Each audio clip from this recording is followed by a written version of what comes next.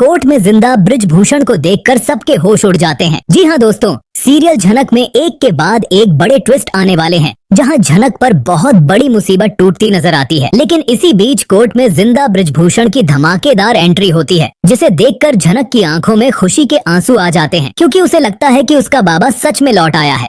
लेकिन दोस्तों, सच्चाई कुछ और ही होती है, क्योंकि असल में कोर्ट में जो इंसान खुद को ब्रिजभूषण बता रहा होता है वह कोई और नहीं बल्कि कुलभूषण होता है, जो ब्रिजभूषण के जैसा भेष बनाकर कोर्ट में आता है ताकि सबको यकीन हो जाए कि ब्रिजभूषण अभी भी जिंदा है। कुलभूषण का मकसद सिर्फ और सिर्फ झनक को जेल से बचाना होता है, क्योंकि उसे झनक से साइन चाहिए ताकि वह उसकी नाम की प्रॉपर्टी को अपने नाम करवा सके, और अगर झनक जेल चली गई तो वह अपने मकसद में कभी कामयाब नहीं हो पाएगा। इसलिए कुलभूषण अस्पताल से अपने आदमियों के जरिए कुछ सबूत मंगवाता है और कोर्ट में पेश करता है, जिससे झनक को फिलहाल राहत मिल जाती है और वह जेल जाने से बच जाती है। यह देखकर झनक को लगता है कि उसका बाबा लौट आया है और वह बहुत ज्यादा भावुक हो जाती है। लेकिन दूसरी तरफ सब लोग हैरान रह जाते हैं, क्योंकि सभी को तो यही पता था कि ब्रिजभूषण की मौत हो चुकी है और उसका अंतिम संस्कार भी हो चुका है। ऐसे में उसका अचानक लौट आना सभी को हैरानी में डाल देता है। लेकिन कुलभूषण सबके सामने बहुत बड़ा झूठ बोलता है और कहता है कि वह किसी हालत में अपनी बेटी को बॉस हाउस में नहीं रहने देगा,